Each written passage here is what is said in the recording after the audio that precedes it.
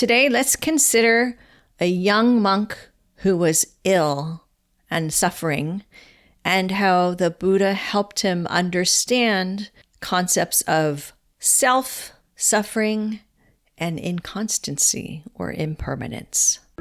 Hi, it's Margaret Maloney, and welcome to the Death Dhamma podcast. I'm a Buddhist practitioner out here in the world, having experienced the loss of my loved ones and knowing how much my Buddhist practice helped me on my grief journey. And now, together we have this safe space to discuss death, dying, grief, and the Buddhist teachings that help us really understand attachment, impermanence, being compassionate, being death ready, and what it means to live a life so that we can have a peaceful death. Yep, it's a big topic, and we're going to take it on together. Let's go. It's almost the end of season 4. We have this episode and next week, and then we go on hiatus, where there will be special episodes dropped. You know how we usually do. If you've been with the show now for a while, you know that I take a hiatus in the fall, hopefully to regenerate, come up with fresh ideas, and then there'll be an episode, maybe one episode in October, November, and December, and most likely back in January. And that means this is a great time for you to send ideas my way. What would you like to cover in season 5? I don't have it mapped out yet. I don't even know for sure what's going to happen in season 5. And I would respect your input. So if you have feelings about this, please contact me and let me know. In the meantime, today, we're going to consider the Jiliyana Sutta, which is from the Samyutta Nikaya, number 35, paragraph or point 74. It starts out, at Savatthi. Then a certain monk went to the Blessed One, and on arrival, having bowed down to him, sat to one side. As he was sitting there, he said to the Blessed One, Lord, in such and such a dwelling, a certain monk, newly ordained, not well known, is diseased, in pain, severely ill. It would be good if the Blessed One would visit the monk out of sympathy for him. Then the Blessed One, on hearing the word newly ordained, on hearing the word diseased, and realizing that the monk was not well known, went to him. The monk saw the Blessed One coming from afar, and on seeing him, stirred in his bed. And then the Blessed One said, Enough, monk. Don't stir in your bed. There are these seats made ready. I will sit down there. And the Blessed One sat down on a seat and said to the monk, I hope you are getting better, monk. I hope you are comfortable. I hope that your pains are lessening and not increasing. I hope that there are signs of their lessening and not of their increasing. And the monk replied, I am not getting better. I am not comfortable. My extreme pains are increasing, not lessening. There are signs of their increasing and not of their lessening. Okay, so I'm going to just break in there for a second. And this is the case. This is something that can happen with the people who are around us when they are ill, or to us when we are ill.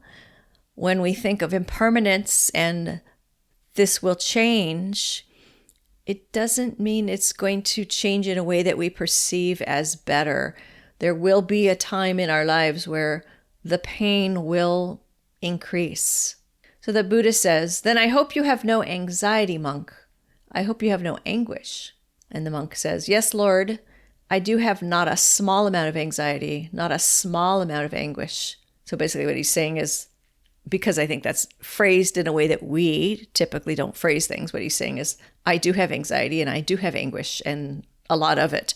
And the monk says, or the Buddha says, I hope you can't fault yourself with regards to your virtue.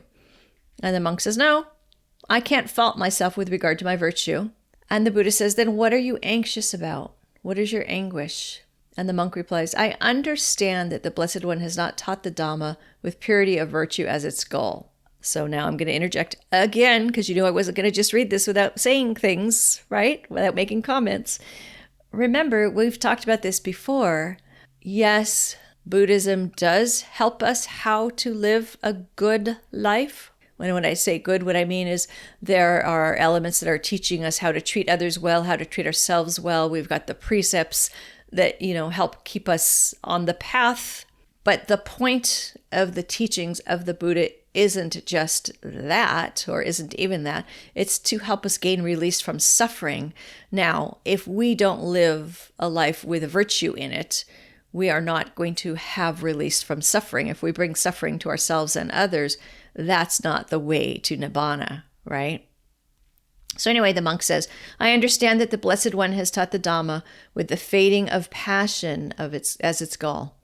And the Buddha says, good, monk. It's good that you understand that I have taught the Dhamma with the fading of passion as its goal. For I have taught the Dhamma with the fading of passion as its goal. What do you think, monk? Is the I constant or inconstant? And the monk says, well, inconstant. And he asks him the next question. And that which is inconstant, is that easeful or stressful? And he says, stressful. So now we're getting to things that are impermanent can be stressful, right? Because he says stressful. So the I is inconstant, and inconstant things can be stressful. And it is fitting to regard what is inconstant, stressful, and subject to change as this is mine, this is myself, this is what I am. No, Lord. Okay. And this is where we're touching, I don't touch on this a lot in our discussions. I don't think that I have. Something maybe for you to ask me about for season 5. We'll see. Basically, the Buddha didn't say there is no self. He taught us that there are things that are not ourselves, so do not attach to them because they are not permanent. And to attach to them would be stressful, which is dukkha, which is suffering, right? So again, I'm going to say it out loud. And is it fitting to regard what is inconstant, stressful, subject to change as this is mine, this is myself, this is what I am? No, Lord. Is the ear constant or inconstant? And he says inconstant. Is the nose constant or inconstant? Same answer, inconstant. Is the tongue constant or inconstant? You know the answer, right? Inconstant. Is the body constant or inconstant? Inconstant. What do you think, monk? Is the intellect constant or inconstant? Ooh, that's a tough one, right? I don't know how many of us kind of want to bargain with aging and say, well, I'll be okay as long as I don't lose my mind or get dementia. And, we take the best possible care of ourselves. However, some of us are going to, our intellect is going to be inconstant. Overall, ultimately, for all of us, all of these things are inconstant. And so after all that list of ear, nose, tongue, body, intellect, the Buddha asks him again, and that which is inconstant, is it easeful or stressful? And the monk answers, stressful, Lord. So again, these things are impermanent. These things that are impermanent are not us, and they can be stressful. They can be stressful, especially if we try to cling and hang on to them, then that's going to cause us suffering. Okay, so the Buddha, again, he says, and is it fitting to regard what is inconstant, stressful, subject to change as this is mine, this is myself, this is what I am? And the monk says, no, Lord. Seeing thus, the instructed disciple of the noble ones grows disenchanted with the eye, disenchanted with the ear, disenchanted with the nose, disenchanted with the tongue, disenchanted with the body, disenchanted with the intellect. Disenchanted, he becomes dispassionate. Through dispassion, he is fully released. With full release, there is the knowledge fully released. He discerns that birth is ended, the holy life is fulfilled, the task done. There is nothing further for this world. This is what the Blessed One said, and gratified the monk delighted in his words. And while this explanation was being given, there arose in the monk the dustless, stainless Dhamma eye. Whatever is subject to origination is all subject to cessation. There we go, ending the sutta with, one of my favorite phrases. It's almost like a mantra to me, but it ties back to the suttas. And in some instances, it's phrased differently. And you've heard me say, whatever arises ceases. And so again, here we're saying whatever is subject to origination is all subject to cessation. And so he doesn't have magical powers to cure the monk from his pain. He doesn't tell the monk he's going to get better. We don't even know if the monk gets better. What he does is he works with him to understand that everything that he has especially his physical elements, are impermanent, inconstant. And impermanent things, or really hanging on to impermanent things, can be stressful. And sometimes we might view this as mine. Like, what's happening to my eyesight? What's happening to my sense of taste? Why am I getting wrinkles? How come I can't remember the same words that I used to remember? It's one of my favorite ones. Where's that word when I need it? Where is that word when I need it? None of that is me or mine. These are not what I am. Now, this section here, I just want to, where we say grows in disenchanted with the eye, the ear, nose, tongue, body, intellect. To say that doesn't mean, go poke out your eyes, or don't value your vision, or don't use your sense of smell, or don't value your intellect.